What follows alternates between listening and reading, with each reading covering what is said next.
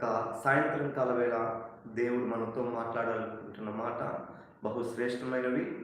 చూడండి, గడిచిన 15 రోజుల నుంచి క్రైస్తవ సమాజంలో కావచ్చు, యావత్తు భారతదేశంలో వినిపిస్తున్న బలమైన వార్త ఏమిటంటే ప్రవీణ్ పగడాల గారు ఎలాగా చనిపోయారు. చూడండి ప్రియమైన సహోదరి సహోదరులారా, పుట్టిన ఏ ఒక్కరు కూడా చనిపోకుండా ఉండరు. ఎవరైనా మరణించాల్సిందే. అయితే ఆ మరణము దేవునికి విలువైనదిగా ఉంటే అది బహు సంతోషం. చూడండి, 116వ కీర్తన 15వ వచనంలో యెహోవా భక్తుల మరణము ఆయనకు విలువైనది. అంటే దేవుని చేత ఎన్నుకోబడిన సేవకులు కావచ్చు, విశ్వాసులు కావచ్చు, వారు అంటే వారు బ్రతికిన బ్రతుకు దేవునికి ఇష్టానుసారంగా ఉంటే ఖచ్చితంగా అది ఆయనకు విలువైనది. అయితే మనము డైరెక్ట్గా మెసేజ్లోకి వెళ్దాము. ప్రవీణ్ పగడాల గారు ఎలాగ చనిపోయారనేది ఇప్పటికి కూడా చాలామందికి ఎన్నో డౌట్లు తీసుకొస్తుంది. అయితే 90% మ్యాక్సిమం అందరూ కూడా డెత్ అంటున్నారు. ఒక 10% పీపుల్స్ అది యాక్సిడెంట్ అంటున్నారు. ఏదేమైనా సరే మనుషులకి తెలియని రహస్యాలన్నీ దేవుడికి తెలుసు. ఆ రహస్యాలన్నీ ఒకరోజు బయటికి ఖచ్చితంగా తీర్పులోకి తీసుకురాబడతాయి. ఎవరు ఏ రహస్యంగా చేసినా అది ఖచ్చితంగా ఒకరోజు తెలుపబడుతుంది ఆయన యొక్క తీర్పు దినంలో. అందుకని ప్రియమైన సహోదరి సహోదరులారా, ప్రవీణ్ పగడాలన్న ఎలా చనిపోయారనేదో ఖచ్చితంగా దేవుని దగ్గర మొదలుపెడితే ఆయన మనకి సమాధానం ఇస్తాడు. ప్రతి క్రైస్తవుడు కూడా చేయవలసింది ఏమిటంటే, ప్రవీణ్ పగడాలన్న ఎలా చనిపోయారు అని ఆలోచన నీకు కలిగి ఉంటే ఒక 3 days ఫాస్టింగ్ ప్రేయర్స్ని నువ్వు ప్రకటించి దేవుని దగ్గర మొరపెట్టుకో. ఆయన నీకు సమాధానం ఇస్తాడు, ఖచ్చితమైన సమాధానం ఇస్తాడు. అయితే చాలామందికి అలాగ ఉపవాసం ఉండనక్కర్లేదు, అన్నీ మాకు తెలుసు అని అనుకుంటున్నారు. తెలిస్తే మంచిదే. ఏదేమైనప్పటికీ దేవుడిచ్చిన సమాధానం చాలా గొప్పది కదా. అయితే దేవుని దగ్గర మనము సమాధానం పొందుకున్నాం. అయితే చాలామంది ఈరోజు ప్రవీణ్ పగడాల గారు ఎంతో త్రాగుబోతుగా చిత్రీకరిస్తున్నారంటే, ఒక సేవకుడిగా నేను ఎంతగానో బాధపడుతున్నాను. నిజంగా ఆయన పాప జీవితాన్ని విడిచిపెట్టి కనీసం 20 సంవత్సరాలు అవుతుంది. ఆ 20 సంవత్సరాల తర్వాత మరలా ఆ పాపంలోకి పోయాడంటే నేను నమ్మను. ఆయన ఏదో ఇప్పుడిప్పుడు వచ్చిన క్రైస్తవుడు కాదండి.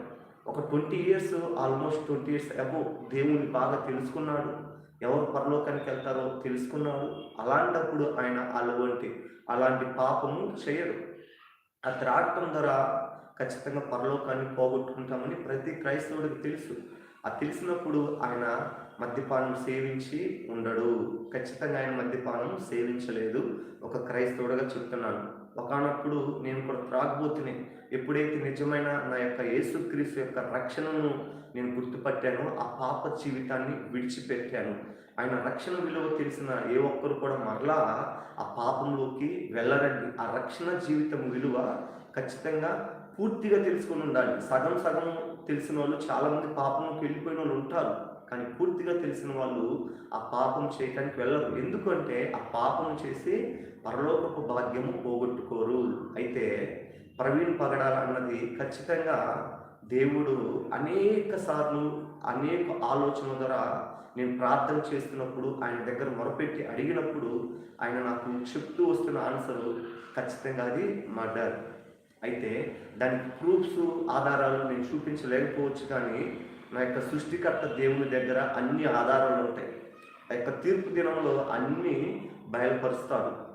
ఎందుకంటే నేను దేవుని యొక్క కృపతో, దేవుని యొక్క ఆత్మతో నాకు తెలిసిన ఆలోచన ప్రకారం, అంటే నా సొంత ఆలోచన కాదు, కానీ నాకు తెలిసిన ఆలోచన ఏమిటి, దేవుని ఆలోచన.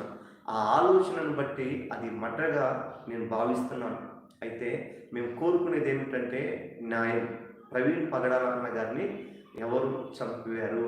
ప్రవీణ్ పగడాల అన్న గారిని ఎవరు అలాగా ఎంతో ఘోరముగా, దుర్మార్గంగా ఆయనను చంపివేశారు? అది తెలిస్తే చాలు, ఒక క్రైస్తవుడుగా మేము వారి కొరకు ప్రార్థన చేసి వారు కూడా మార్పు చెంది వారు కూడా వారి ఆత్మలను రక్షణలోకి నడిపించుకోవాలని మేము ఆశపడతాం. వారిని మేము శిక్షించలేము, కొట్టలేము, మేము వారి మీద ఏ కేసులు కూడా పెట్టలేము. అయితే దేవుడు ఏమంటున్నాడంటే, పగ తీర్చుకున్నట నా పని. నిజంగా ప్రవీణ్ పగడాల గారి యొక్క మిస్సెస్ జెసికా పగడాల గారు ఏమని చెప్పారు? ఆ యొక్క నెక్స్ట్ డే, చనిపోయిన నెక్స్ట్ డే రోజు, నా భర్తను చంపిన వాళ్ళు నేను క్షమిస్తున్నాను. అలాగే ప్రతి క్రైస్తవులు కూడా క్షమించుతున్నాం.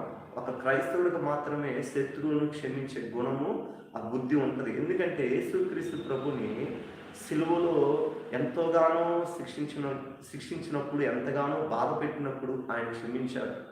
సిలువలో పలికిన మొట్టమొదటి మాట కూడా, తండ్రి వీరేం చేయుచున్నారు, వీరెరుగుడు కనుక క్షమించమని. ఇప్పుడు మేము క్రైస్తవులుగా శ్రమ దినాలలో ఉన్నాం. ఈ శ్రమ దినాలు ఒక్కొక్కరు పాటిస్తారు, ఒక్కొక్కరు పాటించరు. నేనైతే క్రైస్తవుడికి ఒక 40 రోజుల శ్రమ దినాలని నేను అనుకోను. 360 రోజులు శ్రమ దినాలు, సంవత్సరం మొత్తము శ్రమ దినాలు. అంటే 365, 66 రోజులు కూడా శ్రమ దినాలే. క్రైస్తవుడికి ఎప్పుడు శ్రమ లేదు. ఆ శ్రమను తట్టుకునేవాడే నిజమైన క్రైస్తవుడు. అలాగనే ప్రవీణ్ అన్న కూడా శ్రమను తట్టుకొని ముందుకెళ్ళాడు. అయితే దేవుడు చెప్తున్న వాక్యం ఏమిటంటే, ప్రవీణ్ అన్న వల్లే మనం కూడా క్రైస్తవులుగా తయారవ్వాలి. ఆయన బ్రతికినప్పుడు సువార్త ప్రకటించిందంట. దేవుడు చెప్తున్నది ఆయన చిత్తంలో 10%. ఆయన మరణించిన తర్వాత ఆయన మరణం ద్వారా ఆ 90% ఫిల్ చేశాడు. అంటే ఒక క్రైస్తవుడు మరణించిన తర్వాత కూడా తన మరణము ద్వారా సువార్తను ప్రకటించే క్రైస్తవుడిగా మారుదురుగాక. ఆమేన్. ఎందుకంటే ఆ చావు చాలా విలువైనదండి.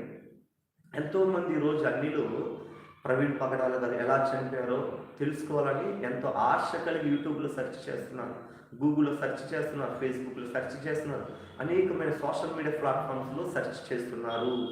నిజంగా నేను కూడా లాస్ట్ మండే, నేను సోమవారం పూట ఒక హాస్పిటల్కి బ్లడ్ ఇవ్వడానికి వెళ్ళినప్పుడు, ఆ యొక్క బ్లడ్ తీసుకోవటానికి అక్కడున్న కొంతమంది నన్ను అడిగారు, మీరేం చేస్తారని. నేను పాస్టర్గా చేస్తానన్నప్పుడు, అవునా, ఈ మధ్యకాలంలో పాస్టర్ ప్రవీణ్ గారు ఎలా చనిపోయారు అనేది అందరికి ఒక మిస్టరీగా ఉంది కదా, మీరు ఎలా చనిపోయారని అనుకుంటున్నారంటే, మేమైతే ఇది హత్యగానే భావిస్తున్నామండి. అది మా దగ్గర ఖచ్చితంగా మేము దేవుని యొక్క ఆత్మతో, దేవుని యొక్క ప్రేరేపణతో ఆ ఆలోచన కలిగి మేము హత్యగానే ఖచ్చితంగా అనుకుంటున్నాము. అది రుజువుపరచడానికి మాకు ప్రభుత్వము అండగా ఉన్నారు, పోలీసులు అండగా ఉన్నారు. వారి మీద మేము నమ్మకం పెట్టి ఉన్నాము. ఆ పోస్ట్ మార్టం రిపోర్ట్ వచ్చిన తర్వాత నిజాలు ఖచ్చితంగా తెలుస్తాయి. అయితే ఆమె ఏమంటుందంటే, నిజంగా ప్రవీణ్ పగడాల గారిని చంపాల్సిన అవసరం లేదండి. ఆయన ఎంతగానో మంచి మాటలే కదా చెప్తున్నది. ఆయన ఎక్కడ తప్పు చెప్పలేదు కదా. ఎవరో ఆయనను అంత కిరాతకంగా చంపారంటే నేను తట్టుకోలేకపోతున్నానని ఒక హిందూ స్త్రీ అన్నారండి. మన భారతదేశంలో హిందువైనా, ముస్లిమ్స్ అయినా, క్రైస్తవులైనా అందరూ ఒకటే. ఈ యొక్క మతము అనేది ఖచ్చితంగా పరలోక మార్గానికి తీసుకువెళ్ళేదిగా ఉండదు. యేసుక్రీస్తు నేను మతముగా ఉన్నానని ఎక్కడ చెప్పలా. ఆయన మార్గం, ఆయన సత్యం, ఆయన జీవం. ఒక మనిషి మరణించిన తర్వాత స్వర్గానికి రావాలంటే, ఒక మనిషి మరణించిన తర్వాత అదే స్వర్గం, పరలోకం అన్న ఒకటే.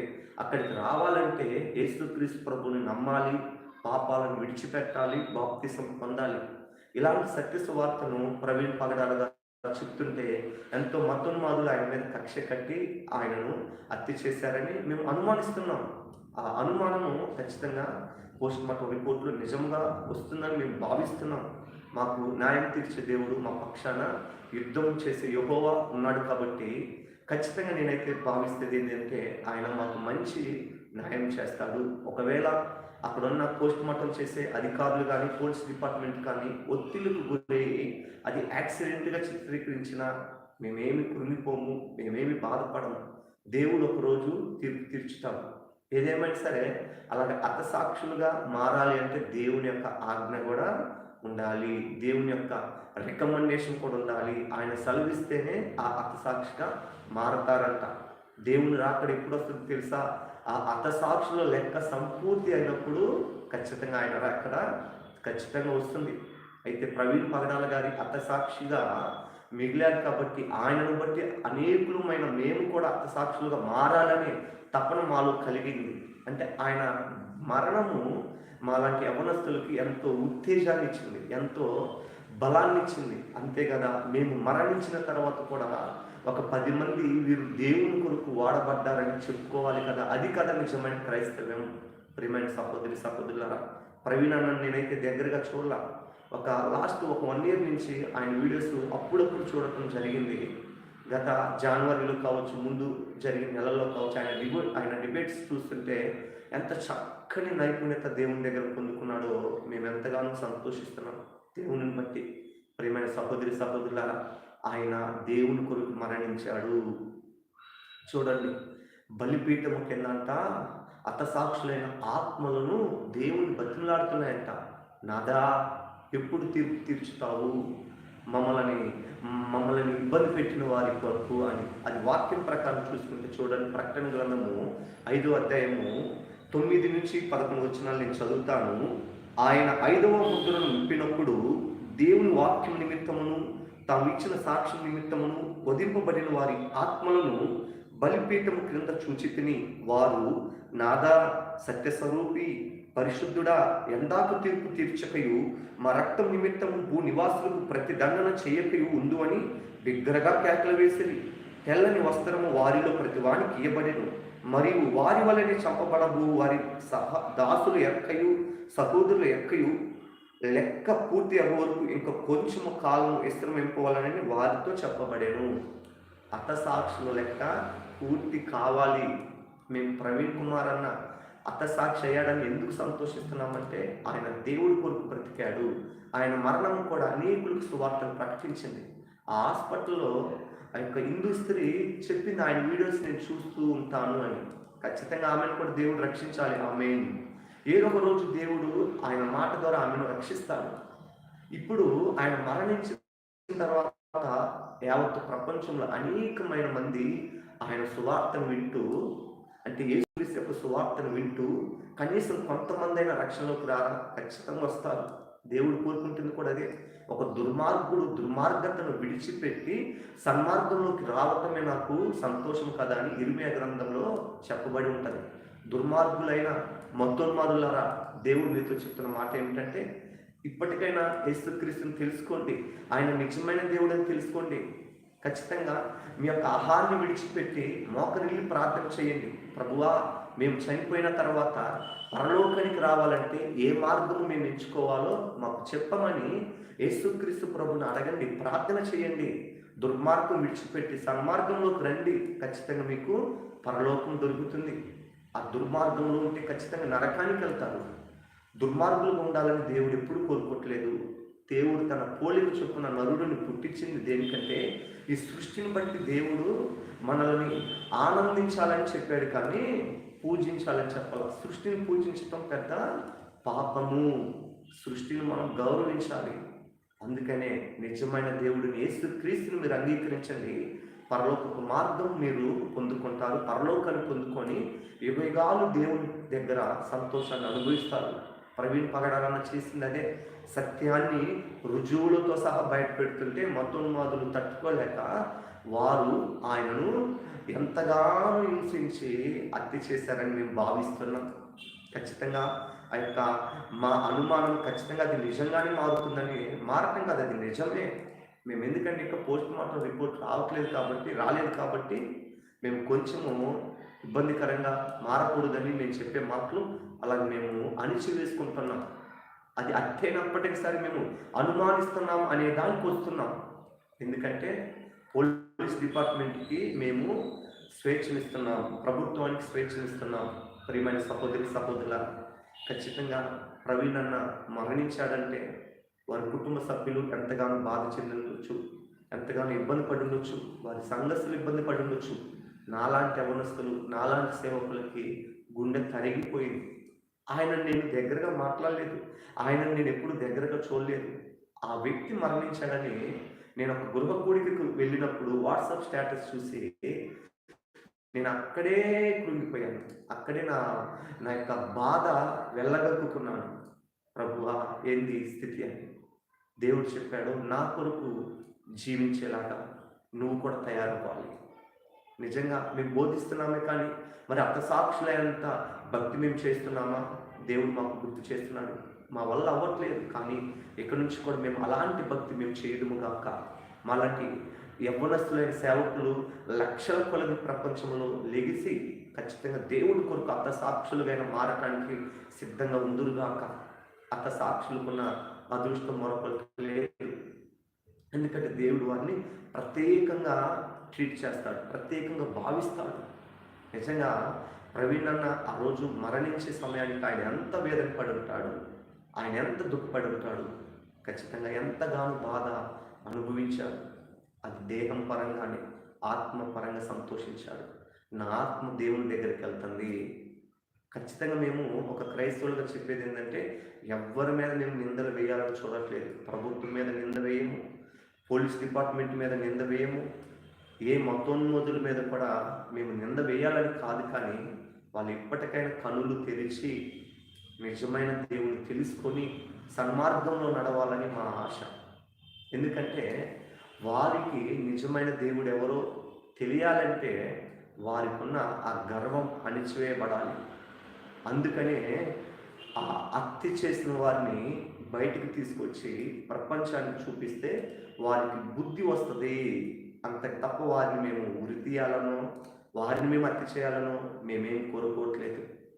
ఎందుకంటే వారు తప్పు తెలుసుకోవాలి, మా ద్వారా ఇంతమంది ప్రపంచం బాధపడుతున్నారా. అందుకని ప్రియమైన సహోదరి సహోదరులారా, దేవుడు చెప్తున్నాడో నీతిమంతులను జ్ఞాపకం చేసుకున్నట్టు ఆశీర్వాదకరం. ఎంతోమంది సేవకులు, హతసాక్షులైన వాళ్ళు చాలామంది ఉన్నారు. ఎంతోమంది సేవకులు. ఒక స్త్రీ యొక్క బొల్లపల్లి గ్రామంలో సుబ్బాయమ్మ అనే స్త్రీని కూడా ఆమెను హత్య చేసేశారు. ఎంతోమంది గుజరాత్లో ఒక సేవకుడు గ్రహం గారని ఆయనను హత్య చేశారు. ఎంతోమంది మతోన్మాదులు కలిసి క్రైస్తవులని చంపాలని చూస్తున్నారు. అది మీ నిర్ణయం కాకపోవచ్చు, కానీ ఖచ్చితంగా ఆ దోషం మీ మీదకి వస్తుంది. ఎందుకంటే యేసుక్రీస్తు ఆమె చెప్పాడు తెలుసా, పోవటం అనేది ఆగదు, అనేది నేను సిలువలోకి మరణించాలనేది ఆగదు. నేను సిలువ మరణం పొందాల్సిందే, లేఖనం నెరవేర్చబడాల్సిందే. కానీ నన్ను అప్పచెప్పు వారికి శ్రమ తప్పదు. ఎందుకంటే ఆ ఇస్కరియోతు యూదా యేసుక్రీస్తు దగ్గరకు వచ్చి క్షమాపణ అడిగితే ఖచ్చితంగా క్షమించేవాడు. తనలో ఆ బుద్ధి రాల. అందుకని ఇస్కరియోతు యూదాను అప్పచెప్పిన ఖచ్చితంగా ఆ యొక్క సాతాను ఖచ్చితంగా ఈ హత్య చేసేవాళ్ళని కూడా అప్పచెప్తుంది. దేవుడు రెండో రాకడ వరకు వేచి చూద్దాం. ఇస్కరియోతుని అప్పచెప్పింది ఎవరంటే సైతాను. తనను వాడుకుంది. మతోన్మాదులను కూడా ఖచ్చితంగా ఈ ప్రకృతి అప్పచెప్తుంది, సాతాను అప్పచెప్తుంది. సాతాను చేసే కుయుత్తుల్లో ఏ ఒక్కరు కూడా పడకూడదు. హత్య చేయమని ప్రభావం చేస్తుంది, హత్య చేయమని పురుగొల్పుతుంది సాతాను. తర్వాత నాకేం తెలియదని ఆ హత్య చేయించిన వాళ్ళని సహితము వారిని నెట్టివేస్తుంది. అంటే ఎంతోమంది ఈరోజు మర్డర్స్ చేసి తప్పించుకోలేని స్థితిలో ఉన్నారు. సైతాన్ పురుగొల్పుతుంది. ఆ పురుగొల్పుతున్న ఆ ఆలోచన పడిపోయి ఉంటారా, ఖచ్చితంగా మీరు శిక్ష తప్పించుకోలేరు. అయినప్పటికీ దేవుడు మరొక అవకాశం ఇస్తాడు. యేసయ్య దగ్గరకు వచ్చిన ప్రతి పాపి కూడా క్షమించబడటానికి అవకాశం ఉంటుంది. ప్రభువా నన్ను క్షమించమంటే ఆయన క్షమించుతాడు. ఇస్కరియోతు లాంటి యూదాను కూడా క్షమించేవాడే, కానీ యూదా ఒప్పుకోవాలి. ఖచ్చితంగా యోహాను రాసిన మొదటి పత్రికలో కూడా 1:9 మన పాపములను మనం ఒప్పుకున్న ఎడల ఆయన క్షమించడానికి సిద్ధంగా ఉన్నాడు. ప్రవీణ్ అన్నను హత్య చేసిన ఏ వ్యక్తులైనా సరే వారు యేసుక్రీస్తు ప్రభు దగ్గరికి వెళ్ళి క్షమాపణ అడిగితే ఖచ్చితంగా క్షమించుతాడు. ఆ దుర్మార్గం విడిచి సన్మార్గంలోకి వస్తే ఖచ్చితంగా వారికి పరలోకం ఇస్తాడు.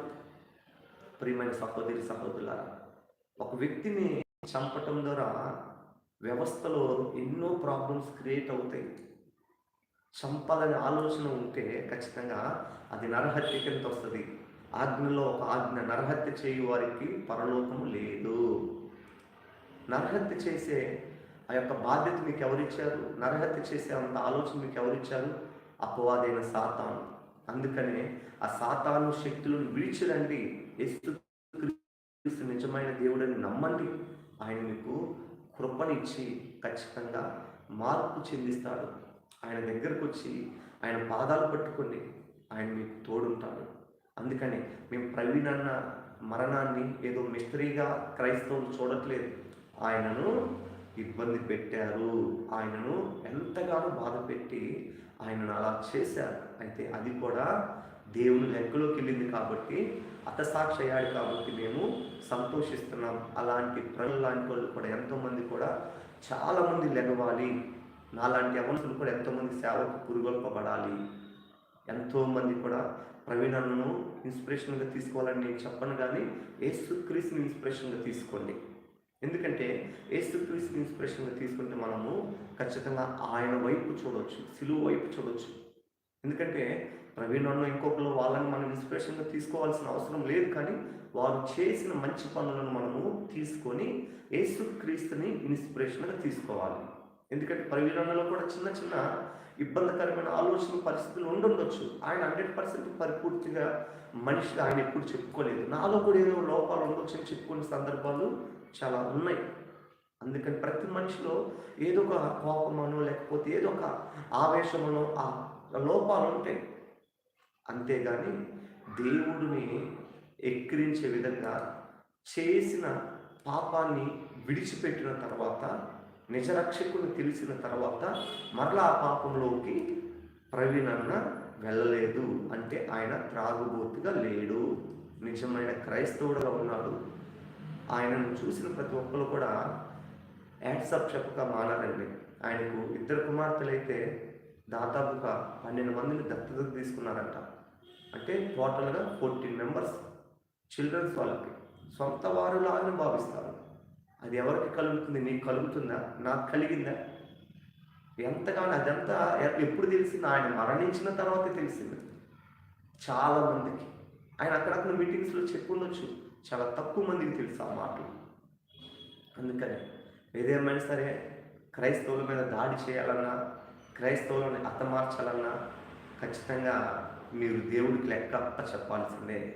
క్రైస్తవులు హతసాక్షులు మారటానికి కూడా సిద్ధంగా ఉన్నారు, దాంట్లో ఏ డౌట్ లేదు. క్రైస్తవులు కోరుకునేది ఒకటే, దేవుడి చిత్తాన్ని మేము చేస్తే చాలు. క్రైస్తవులు కోరుకునేది ఒకటే, దేవుడి చిత్తానికి మేము లోబడితే చాలు. ప్రవీణ్ అన్న కూడా అదే చేశాడు. దేవుని చిత్తానికి లోబడి దేవుని చేతిలోకి వెళ్ళాడు. యొక్క ఆధీనంలో ఉన్నాడు. దేవుని యొక్క బలి ఆయన ఆత్మ ఉంది. ఆయన ఆత్మ అడుగుతా ఉన్నది, దేవా తీర్పు తీర్చవా, వారికి నువ్వు తీర్పు తీర్చవా, భూ నివాసులకు తీర్పు తీర్చవా, హతసాక్షులని ఇబ్బంది పెట్టిన వారిని నువ్వు తీర్పు తీర్చవా, అంటే హతసాక్షులైన వారిని చంపివేసిన వారికి తీర్పు తీర్చవా. ప్రభుత్వం తీర్పు తీర్చలేకపోవచ్చు, పోలీస్ డిపార్ట్మెంట్ తీర్పు తీర్చలేకపోవచ్చు, నజరేయుడైన యేసయ్య ఒకరోజు తీర్పు తీర్చుతాడు. అప్పుడు అందరు కూడా చూస్తారు. క్రైస్తవుడు కలిగిన నిరీక్షణ అదే. ప్రియమైన సహోదరులారా, యేసుక్రీస్తు నిజమైన దేవుడిని నేను ఎందుకు నమ్మానంటే, నా జీవితం కూడా పాపంలో మునిగిపోయినప్పుడు, నేను ఎంతగానో త్రాగుడికి బానిసైనప్పుడు నా జీవితం మీద విరక్తి కలిగింది. నేను పుట్టినప్పటి నుంచి కూడా ఊహ తెలిసిన కాంచి కూడా చర్చికి వెళ్ళేవాడిని, కానీ అన్నీ ఉన్నాయని అన్నిట్లని నేను అనుసరించాను. కానీ నాకు నెమ్మది లేదు. చదువుతున్నప్పుడు, నేను డిగ్రీ చదువుతున్నప్పుడు నా ప్రాణము ఎంతగానో కృంగిపోయింది. నాలో ఎవరో నన్ను ఇబ్బంది పెడుతున్నట్టు అనిపించేది. అపవాదైన సాతాను నన్ను అంతగా ఇబ్బంది పెట్టింది. నేను ఎంఎస్సి చదువుతున్నప్పుడు పరిపూర్తిగా స్టోర్పురం మీటింగ్స్, ఎల్ఈఎఫ్ మీటింగ్స్కి వెళ్తున్నప్పుడు ఖచ్చితంగా నేను యేసుక్రీస్తు ప్రభువుని తెలుసుకోవటము పరిపూర్తిగా జరిగింది. 2014 జనవరి మీటింగ్స్, ఎల్ఈఎఫ్ మీటింగ్స్ స్టోర్పురంలో జాషువా డానియల్ గారు మీటింగ్స్కి వెళ్తున్నప్పుడు దేవుడు నాతో మాట్లాడాడు. నా కుమారుడా, అందరూ లేరు, దేవుడు ఒక్కడే, అది నేనే, నిజమైన దేవుడు నేనే, నా వైపు చూడు అన్నాడు. నేను ఎంతగానో ఆశ్చర్యపోయాను. అప్పటి నుంచి యేసుక్రీస్తునే నేను అనుసరిస్తూ వచ్చాను. యేసుక్రీస్తుని నేను అంగీకరించడం జరిగింది. యేసుక్రీస్తుని నేను తెలుసుకోవటం జరిగింది. ఆయన నిజమైన దేవుడని నేను నమ్మాను. కొద్ది సంవత్సరాల తర్వాత బాప్తిసం కూడా పొందాను. ఆ పాపము విడిచిపెట్టిన తర్వాత మరలా ఆ పాపాన్ని ఖచ్చితంగా నిజ రక్షకుడి యొక్క విలువ తెలుసుకున్నాక ఆ పాపం జోలి వెళ్ళరు. అయితే ప్రియమైన సహోదరి సహోదరులారా, దేవుడు మీతో నాతో చెప్పేది ఏమిటంటే, ఓపిక పట్టండి, నా తీర్పు సమయం ఆసన్నమైనది. ఆయన మేఘారూఢుడై రాబోతున్నాడు. యెహోవా దేవుడు భూమాకాశముల మీద తిరగబోతున్నాడు. యేసుక్రీస్తు దేవుడు రెండవ రాకడికి రాబోతున్నాడు. అన్నిట్లకు సిద్ధపడండి. యెహోవా దేవుడు కూడా తన యొక్క స్థానాన్ని విడిచిపెట్టి భూలోకం యొక్క ఉన్నత స్థలముల మీద రావటానికి ఆయన ఆలస్యం చేయట్లేదు. గుర్తుంచుకోండి, ఆలస్యం చేయట్లేదు. ఆయన కనుక యెహోవా దేవుడు మరొకసారి ఈ భూమి మీద కను దృష్టి ఉంచితే ఏ నరుడు కూడా తట్టుకోలేరు.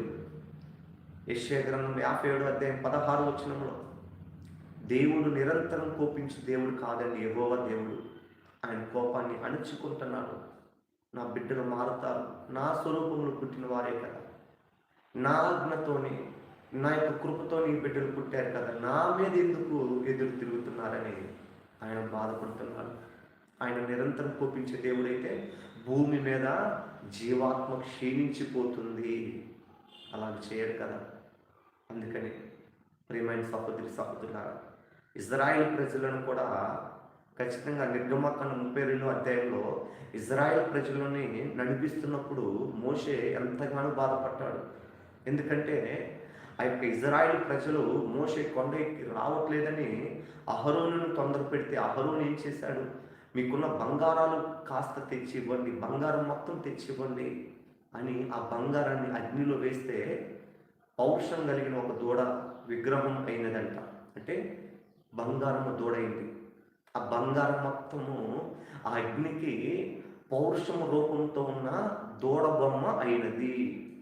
వారందరూ కూడా నీవే మమ్మలను ఐగుప్తులో నుంచి తెప్పించాలని దూడను దేవుడిగా భావించాడు. ఇశ్రాయేలు ప్రజలు దూడని దేవుడిగా భావించారు. అప్పుడు దేవుడు ఎంతగానో నొచ్చుకున్నాడు. ఇశ్రాయేలు ప్రజలని ఐగుప్తు నుంచి తీసుకొచ్చింది ఎవరు? యెహోవా దేవుడు కాదా? యెహోవా దేవుడు తీసుకొచ్చాడు.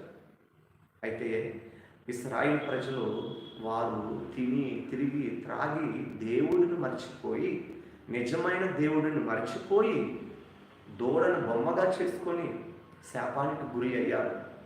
ఈరోజు జీవితంలో కూడా, ఈరోజు ప్రపంచంలో కూడా సృష్టికర్తను మర్చిపోయి విగ్రహాలను చేసుకొని అనేకమైన జీవం లేని వాటికి మొక్కుకొని శాపాన్ని తెచ్చుకొని నరకానికి వెళ్తున్నారు. నిజమైన దేవుడు యేసుక్రీస్తు మాత్రమే. నిజమైన దేవుడు నువ్వు అంగీకరించు, పరలోకం దొరుకుతుంది, లేకపోతే నరకమే. ఎందుకంటే ప్రకటన గ్రంథం 21:8 చాలా క్లియర్గా ఉన్నది, విగ్రహారాధికుడు పరలోకానికి రాడు, అగ్నిగుండంలో వేయబడతాడు, అదే నరకం. ప్రియమైన సహోదరి సహోదరుల, దేవుడు ఎవరిని కూడా నరకానికి తీసుకుపోవాలని అనుకోడండి. కానీ వినకపోతే ఏం చేస్తాడు ఆయన? అయితే మోషే ఆ సందర్భంలో ఏమన్నాడంటే, ప్రభువా, నీ బిడ్డలని ఐగుప్తు నుంచి తీసుకొచ్చింది నువ్వే కదా, కానీ వారి మీద నువ్వు పడుతున్న కోపం చూస్తే నాకు భయం వేస్తుంది, వారు క్షీణించిపోతారేమో అని. వారు క్షీణించిపోతే ఐగుప్తు ప్రజలు ఏమంటారు? ఆయన వారిని బాగు చేయటానికి తీసుకువెళ్ళాలా, అడవిలోనే చంపివేయటానికి తీసుకువెళ్ళారని అనుకోరా? ప్రభువా, కాపాడే దేవుణ్ణి అలాగంటే ఎలాగా? కోపము అణిచివేసుకో అంటే దేవుడు తన కోపాన్ని అణిచివేసుకొని సంతాపపడాడని నిర్గమకాండం 32 చాలా క్లియర్గా రాసి ఉంటారు. అందుకని ఈరోజు సేవకులు కూడా ఈ సమాజం కొరకు ప్రార్థన చేస్తున్నారు. ప్రభువా, నా భారతదేశంలో ఎంతో విగ్రహారాధన ఉన్నది, నా భారతదేశాన్ని నువ్వే కదా తయారు చేసింది, నా భారతదేశంలో ప్రజలను నువ్వే కదా పుట్టించింది, వారి మీద నీ ఉగ్రతని తప్పించు ప్రభువా, వారిని క్షమించు ప్రభువా అని నాలాంటి సేవకులు, ఎంతోమంది సేవకులు ఈరోజు ప్రార్థన చేస్తున్నారు. ప్రవీణ్ అన్న లాంటి సేవకులు హతసాక్షులుగా అయినారు. వారు హతసాక్షులు అయినప్పటికీ సరే వారి రక్తము ఘోషిస్తున్నది ఈ యొక్క ప్రాంతం మీద, ఈ యొక్క తెలుగు రాష్ట్రాల మీద. ఆయనను ఎక్కడ చంపారో, ఎక్కడ ఇది చేశారో ఎవరికి ఆ డీటెయిల్స్ ఇంకా తెలియకపోవచ్చు, కానీ దేవుడికి క్లియర్గా తెలుసు. ఆయనను ఎంతగా ఇబ్బంది పెట్టారో దేవుడికి క్లియర్గా తెలుసు. అందుకని ప్రియమైన సహోదరి సహోదరులారా, దేవుడు నిన్ను నన్ను కోరుకునేది ఏందో తెలుసా? నీవు కూడా పౌరుషం కలిగిన సేవకుడుగా తయారవ్వాలి. నీవు కూడా రోషం కలిగిన దేవుని బిడ్డగా తయారవ్వాలి. నువ్వు కూడా రోషం కలిగిన దేవుని కొరకు పనిచేసే వ్యక్తిగా మారాలి. ఎంత గొప్ప మాట! ప్రవీణన్న మరణించిన తర్వాత నాకు అనిపించింది, అది కదా నిజమైన చావు అంటే. ఆ రోషము మాకు పుట్టుకొచ్చింది. మమ్మల్ని ఉజ్జింప చేయడానికి దేవుడు ఆయనను హతసాక్షిగా తీసుకున్నాడు. ప్రపంచం మొత్తం కదిలిందండి. ఆ ఇబ్బంది చేసిన మతోన్మాదులకు కూడా తెలియదు ఇంతలా రెస్పాన్స్ వస్తుందని. ఖచ్చితంగా అపవాది చేసిన దానిని దేవుడు తన కొరకు వాడుకుంటాడనేది ఇదే రుజువు. అపవాది తనేదో గెలిచినట్టుగా భావిస్తుంది, కానీ అపవాదికి జయం లేదు. రోమిల్కి రాసిన పత్రిక 16:20లో సమాధానకర్తకు దేవుడు సాతానుని మీ కాళ్ళ క్రింద శీఘ్రముగా చితక తొక్కించును. సాతాను నా కాళ్ళ క్రింద చితక తొక్కబడింది అంతే. నా రాజు నా యేసయ్య చెప్పాడు ఆ మాట. యేసయ్య ఆత్మ చెప్పింది ఆ మాట. పరిశుద్ధ ఆత్మ చెప్పింది ఆ మాట. నా రాజు రోషం కలిగిన రాజు. ప్రవీణన్న చెప్పిన మాటలు వింటుంటే గూస్ బంప్స్ వస్తున్నాయి. నా రాజు పరలోకంలో ఉన్నాడు. నా రాజు నా కొరకు ప్రాణం పెట్టాడు. నా రాజును కొట్టగలిగే రాజు మరొకరు లేడు. రాజులకు రాజు నా రాజు యేసయ్య రాజు. హల్లెలూయా. ప్రియమైన సహోదరి సహోదరులారా, మనిషిని తన యొక్క ఆత్మను చంపేవాడికి భయపడతాడు కానీ, అంటే ఒక క్రైస్తవుడు అంట తన ఆత్మను చంపేవాడికి భయపడతాడు కానీ దేహమును చంపేవాడికి భయపడడు. అంటే దేహమును ఆత్మను చంపేవారు ఒక్కడే దేవుడు మాత్రమే. ఒక దేహం మాత్రమే చంపి సంతోషపడే వాళ్ళు నరహంతకులు. ఆత్మను చంపలేరు. అంటే దాని అర్థం ఏంటంటే క్రైస్తవుడు ఎలా బ్రతుకుతాడు? దేహమును ఆత్మను రెండింటిని చంపేవాడికి భయపడతాడు. ఆయనే దేవుడు, యేసుక్రీస్తు. ఈ దేహము ఒకరోజు ఇక్కడ విడిచిపోవాల్సిందే. ఈ దేహాన్ని చంపేవారికి ఎవరు భయపడరు. ఈ దేహాన్ని చంపేవారికి ఏ క్రైస్తవుడు కూడా భయపడడు. ఎందుకంటే వారన్నీ తెగించే యేసుక్రీస్తుని నమ్ముకున్నారు. యేసుక్రీస్తుని నమ్ముకోవాలంటే దమ్ముండాలి. కులాన్ని విడిచిపెట్టాలి, మతాన్ని విడిచిపెట్టాలి, స్నేహితులను విడిచిపెట్టాలి, పాపాన్ని విడిచిపెట్టాలి. యేసుక్రీస్తు నమ్మాలంటే రోషం ఉండాలి. యేసుక్రీస్తు నమ్మాలంటే ఖచ్చితంగా దేవుని కృప ఉండాలి. ఆయన కృప మా మీద ఉంది. అందుకు బట్టి మా జీవితాంతం మా దేవుడికి మేము రుణపడి ఉంటాం. మేము మరణించిన తర్వాత సహితము ఆయన సువార్తను వెదజల్లేలాగా మేము బ్రతకాలి. అది మాకు దేవుడిచ్చిన నిర్దేశం, మా టార్గెట్. రోషం కలిగిన సేవకులు ఎంతోమంది ఈరోజు ప్రపంచంలో లెగుస్తున్నారు. అది తట్టుకోలేక అల్లాడిపోతున్నారు. ఒకటైతే ఆలోచన చేయండి, అబద్ధానికి జీవితము తక్కువ. అంటే అబద్ధానికి ఆయుష్కాలము తక్కువ. నిజానికి మరణమే లేదు.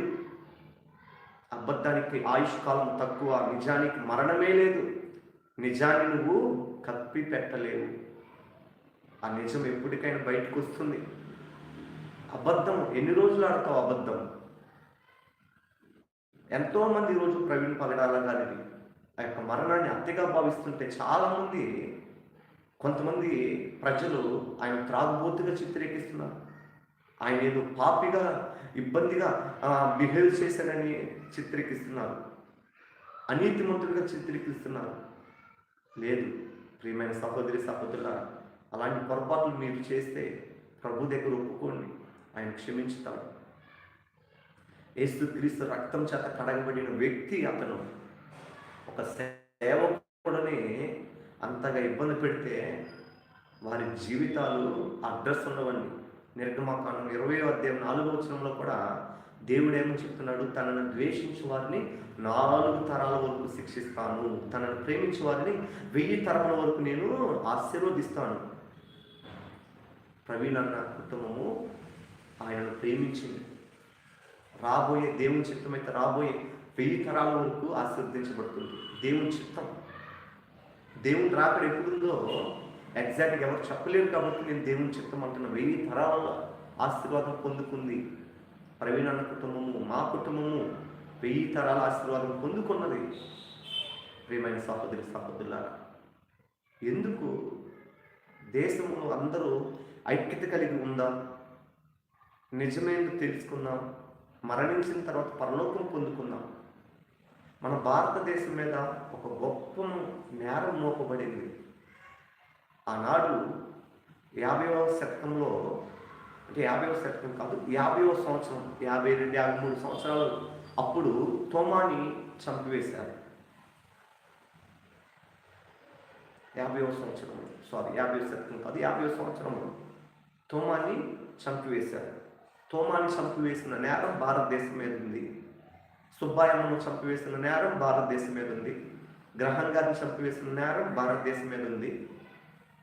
ఖచ్చితంగా అలాంటి నేరం మరలా ఉంది, మరలా పొందుకున్నారు. మరలా ఈ తప్పు చేస్తే దేవుడు ఊరుకుంటాడా? ఆ దేశాన్ని శిక్షించుతాడు. ఎందుకంటే ప్రియమైన సహోదరి సహోదరులారా, దేశంలో ఒక్కరు తప్పు చేసినా ఆ దేశానికి తప్పు వస్తుంది. ఎందుకంటే పాపం చేసిన ప్రతి ఒక్కరు కూడా ఆ దేశం మీద ఆ పాపం మోపబడుతుంది. అంటే ఇండియా క్రికెట్ టీం ఒక కప్పు గెలిస్తే దేశంలో ఉన్న ప్రతి ఒక్కరు కూడా సంతోషపడతారు. దేశంలో ఒక నేరం జరిగితే ఆ నేర పాపము కూడా అందరూ అనుభవించాల్సిందే. అంటే నువ్వు పాపాన్ని అనుభవించకుండా విడిచిపెట్టి, అంటే ఆ పాపం చేసిన తర్వాత అది నీ మీద రాకూడదంటే దేవుని దగ్గరకు వచ్చి క్షమాపణ అడిగితే ఆయన క్షమించుతాడు. అంటే ఆ పాపాన్ని నువ్వు వదులుకోవాలంటే కేవలం దేవుడి దగ్గరకు రావాలి. ఆ పాపము క్షమించిన నాదుడు ఎవరంటే యేసుక్రీస్తు మాత్రమే. పాపంలో నేను తప్పించుకొని తిరుగుతానంటే అది కుదరదు. ఈ పాపం నాకు కంటకుండా, నేను పోలీసులకి కనిపించకుండా, ఈ యొక్క ప్రభుత్వానికి కనిపించకుండా తిరుగుతానంటే దేవుడికి ఏమి కనిపించకుండా మానవు. దేవుడికి ఆల్రెడీ నోట్ అయిపోయారు. అంతకులు ఎవరో నోట్ అయిపోయారు. అందుకని ప్రియమైన సహోదరి సహోదరులారా, ప్రవీణ్ అన్న లాంటి భక్తి మనం కూడా చేద్దాం. రోషం కలిగినట్టు బతుకుదాం. సత్యం విలువ తెలిసేది ఎప్పుడు? అబద్ధాన్ని అబద్ధంగా నిరూపించినప్పుడే సత్యం విలువ తెలుస్తుంది. ప్రవీణ్ అన్న కూడా ఏం చేశాడు? అబద్ధాన్ని అబద్ధంగా నిరూపించాలని రుజువులతో సహా ఆయన దేవుని దగ్గర శక్తి పొందుకొని అనేకమైన గ్రంథాలను పరీక్షించి అబద్ధాన్ని అబద్ధంగా రుజువు చేశాడు. కానీ ఎవరు తట్టుకోలేకపోయారు? అంటే మతోన్మాదులు, క్రైస్తవులు ఎంతగానో సంతోషపడ్డారు. మాకు లేని జ్ఞానం మా సహోదరునికి ఉంది అని. ఒక్కొక్కరికి ఒక తలాంతులు ఇస్తాడు దేవుడు. ఒకరికి 1 తలాంతు, 2 తలాంతులు, 5 తలాంతులు, అన్నకి ఎన్నో తలాంతులు ఉన్నాయి. పరిశుద్ధమైన జీవితం జీవించాడు. ఎంతోమంది పేదలను పోషించాడు. ఆయన చెప్తుంటే అసలుకి ఏంటి ఇది కదా క్రైస్తవ జీవితం. ఆయనను బట్టి నేను కొన్ని మాటలు నేర్చుకున్నాను. బోధించిన ప్రకారం జీవించటం. అందుకని నేను ఈ మధ్య బ్లడ్ ఇవ్వడానికి ఆ మాట నాకు ఇన్స్పిరేషన్ అయినది. ప్రేమించాలి, మీరు సహాయం చేయాలని మేము బోధిస్తాం. మరి వారు మమ్మల్ని రక్తం అడిగినప్పుడు, మీ సంఘంలో ఎవరైనా ఉంటే మాకు సహాయం చేయమన్నప్పుడు సంఘంలో అందరూ రెస్పాండ్ అవ్వలేకపోయారు. చాలా తక్కువ రెస్పాండ్ అయ్యారు. అయినప్పటికీ వాళ్ళ పరిస్థితిని బట్టి వాళ్ళు ఇవ్వలేకపోయారు. నేను ఇవ్వటం జరిగింది. నేను ఎంతగానో దేవుని స్తుతిస్తున్నాను. అప్పుడు ఆ బ్లడ్ అలా తీసుకున్న వాళ్ళ దగ్గర ఆ హిందూ స్త్రీ చెప్తుంటే, ప్రవీణ్ పాస్టర్ గారిని ఎలాగా చంపారయ్యా అని బాధపడింది. అమ్మా, ఆయన యేసుక్రీస్తు ప్రేమను చూపించాడు, అది తట్టుకోలేకపోయారు. నిజంగా ప్రవీణ్ అని చెప్పిన మాటల్లోనే మతానికంట నిజమైన దేవుడు పట్టదు. అంటే మతానికి మనిషి పట్టదు. మతంలో పూనుకున్నోడు మనిషిని ప్రేమించలేడండి. అది ఏ మతమైనా. క్రైస్తవ మతము అది ఎక్కడ కూడా మతంగా భావించాల్సిన అవసరం లేదు. క్రైస్తవ మతం కాదు, ఇది మార్గం. మతము యేసుక్రీస్తుని అంగీకరించలేదు. ప్రియమైన సహోదరి సహోదరులారా, దేవుడు అదే కోరుకుంటున్నాడు. మీరు మతంలో జీవించొద్దు, మానవత్వంలో జీవించండి. మేము చిన్నప్పుడు బ్రతికిన ఆ యొక్క ఇంటి దగ్గర ప్రదేశము ముస్లిమ్స్ ఉంటారు, దేవుడుగా క్రైస్తవులు నమ్మిన వాళ్ళు క్రైస్తవులుగా ఉన్నారు, హిందువులుగా ఉన్నారు. హిందువులు, ముస్లింలు, క్రైస్తవులు మేమందరం కలిసే జీవించేవాళ్ళం. ఇప్పటికి కూడా అలానే ఉన్నాం. ఇంకా దేవుడు నమ్మని వాళ్ళు కూడా తెలుసు, అంటే దేవుడే లేడు అనే వాళ్ళతో కూడా జీవించాం. భారతదేశము అనేకులకి శాపంగా మారుతుంది ఈరోజు. మతం మతం మతం మతం కొన్ని పార్టీలు మతం మీదే గెలుస్తున్నాయి. ఖచ్చితంగా దేవుడికి లెక్క చెప్పాల్సిన అవసరం ఒకరోజు ఉంది. మతం ఎవరిని కూడా ముందుకు తీసుకువెళ్ళలేదండి ప్రియమైన సహోదరి సహోదరుల. ఎందుకంటే దేవుడు చెప్తున్నది ఒకటే, మానవత్వాన్ని మీరు విడిచిపెట్టవద్దు. యేసుక్రీస్తు ప్రభువు 2 ఆజ్ఞలను చెప్పాడు మత్తయి సువార్తలో. నిన్ను వలె నీ పొరుగువాడిని ప్రేమించు అనేది 2వ ఆజ్ఞ అయితే, మొట్టమొదటి ఆజ్ఞ నీ పూర్ణ హృదయంతోను నీ పూర్ణ ఆత్మతోను నీ దేవుడైన యెహోవాను ప్రేమించుము. తర్వాత నిన్ను వలె నీ పొరుగువాడిని ప్రేమించుము. నిన్ను వలె నీ పొరుగువాడిని ప్రేమిస్తే ప్రపంచంలో పోలీస్ స్టేషన్లు అవసరం లేదు, యుద్ధాలు అవసరం లేదు. ఆ ఆజ్ఞలను చాలామంది మిస్లీడ్ చేస్తున్నారు. ప్రియమైన సహోదరి సహోదరులారా, దేవుని ప్రేమిస్తేనంట ఆయన మనతో భోజనం చేస్తాడు. దేవుని ఆజ్ఞలకు లోబడితే ఆయన మనతో భోజనం చేస్తాడు. చూడండి, ప్రకటన గ్రంథము 3వ అధ్యాయం 20వ వచనం. ఇదిగో నేను తలుపు నొద్ద నిలుచుండి తట్టుచున్నాను, ఎవడైనను నా స్వరం విని తలుపు తీసిన ఎడల నేను అతని ఎద్దకు వచ్చి అతనితో నేనును నాతో కూడా అతడును భోజనం చేయుదుము. మత్తోన్మదులారా, దేవుడు అవకాశం ఇస్తున్నాడు. మీ గుండె దగ్గరకు వచ్చి తడుతున్నాడు, అయ్యా నన్ను నమ్ముకో, నీకు పరలోకం ఇస్తాను, నేను నీతో భోజనం చేస్తాను అంటే నువ్వెవరు? దేవుడైతే 3 మేకులు ఎందుకు పీక్కోలేదు? లేదు లేదు, మీకు కొట్టబడిన మేకులను పీకడానికి ఆయన మేకులు కొట్టుకున్నాడు. మత్తోన్మదులారా, మీకు అపవాది మేకులు కొట్టేసి మతంలో ముంచేసింది. ఆ మతం అని మతోన్మాదానికి అపవాది మిమ్మల్ని మేకులు కొట్టేసింది. ఆ మేకులు పీకడానికి యేసుక్రీస్తు ఈరోజు సిలువలో మేకులు కొట్టించుకున్నాడు. ఆయన రక్తం చిందించబడింది పాపమని మేకులు నూడబెట్టడానికి, పాపమని వ్యభిచారాన్ని, దొంగతనాన్ని, ఇంకా విగ్రహారాధనని మేకులని పీకివేయటానికి, పీకటానికి ఆయనకు మేకులు కొట్టడానికి కూడా అనుమతిచ్చాడు. దేవుడు మనిషి రూపంగా వచ్చి ఈ విగ్రహారాధనని మేకులను, ఈ వ్యభిచారం అనే మేకులను, ఇంకా త్రాగుబోతులని మేకులను, ఇంకా మద్యపానము, ఇంకా ధూమపానము అనే మేకులను పీకటానికి దేవుడు సిలువలో మేకులు కొట్టించుకోవడానికి కూడా ఇష్టపడ్డాడు. ప్రియమైన సహోదరి సహోదరులారా, యేసుక్రీస్తు అంటే ప్రేమ కలిగిన దేవుడే అనుకుంటున్నారు. రోషం కలిగిన దేవుడు కూడా. ఆయన దహించు అగ్ని. ఆయన అగ్ని మన మీదకి వస్తే తట్టుకోలేము. అందుకని తలుపు కొడుతున్నాడు, నీ గుడారం తలుపు కొడుతున్నాడు. ఒక్కసారి ఆయన స్వరం విను. నిజమైన దేవుడు అని ఆయనే తెలుసుకో. ఆయనను నిజమైన దేవుడు అని తెలుసుకో. ఖచ్చితంగా నువ్వు ఆయనతో భోజనం చేస్తావు. ఎప్పుడైతే ఆయన స్వరం విని ఆయనను నమ్మి పాపాలు విడిచిపెట్టి బాప్తిసం పొందుతావో ఆయన నీతో పాటు భోజనం చేస్తాడు. ఎంత గొప్ప అనుభూతి!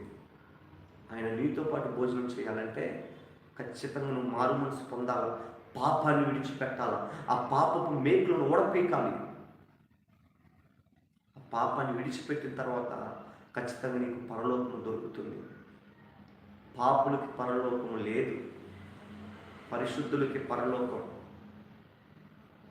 చాలామంది ఈరోజు మత్తోన్మాదులు యూట్యూబ్లో రెచ్చిపోతుంది దేనికంటే వారి ఇన్కమ్ కోసం, ఇన్కమ్ జనరేషన్ అవ్వటం కోసం అమాయకులైన ప్రజలను రెచ్చగొడుతున్నారు. ఇన్కమ్ కావాలంటే దేవుడి దగ్గరికి రా, ఆయన నిన్ను కరుణించి ఆయన నీకు రహస్య స్థలంలో ఉన్న నిధులను, అంధకార స్థలంలో ఉన్న ధనాన్ని నీకు ఇస్తాడు కూడా, ఇవ్వగలడు. లేని వాటిని ఉన్నట్టుగా చేయగలడు. డబ్బుల కోసం నువ్వు మతాన్ని రెచ్చగొడుతున్నావేమో, ఒకసారి అర్థం చేసుకో, దేవుడు నిన్ను లెక్కడుగుతాడు. డబ్బుల కోసం నువ్వు నిజమైన దేవుని విడిచిపెడుతున్నావేమో, ఒక్కసారి అర్థం చేసుకో. పరలోకాన్ని నువ్వు మిస్ అయితే నరకంలో నరకయాతన పడాల్సి వస్తుంది. ఆ స్థితి రాకూడదు. పరలోకపు భాగ్యం నేను అందరూ కూడా పొందుదుముగా కామే. ప్రేమైన సహోదరుల, ప్రవీణ్ పగడాల గారి డెత్ మిస్టరీ ఏం లేదండి. ఆయన చనిపోయాడు, హత్య చేయబడిందా, యాక్సిడెంటా అనేది గవర్నమెంట్ వాళ్ళు, ప్రభుత్వము, పోలీసులు కలిసి ఏదో ఒకటి నిర్ణయిస్తారు. మ్యానిపులేషన్స్ జరిగినా ఆశ్చర్యపోవాల్సిన అవసరం లేదు, జరగకపోతే మంచిది. అయితే నిజమైన పోస్ట్ మార్టం రిపోర్ట్ దేవుని దగ్గర ఉంది అనేది క్రైస్తవులు మర్చిపోవద్దు.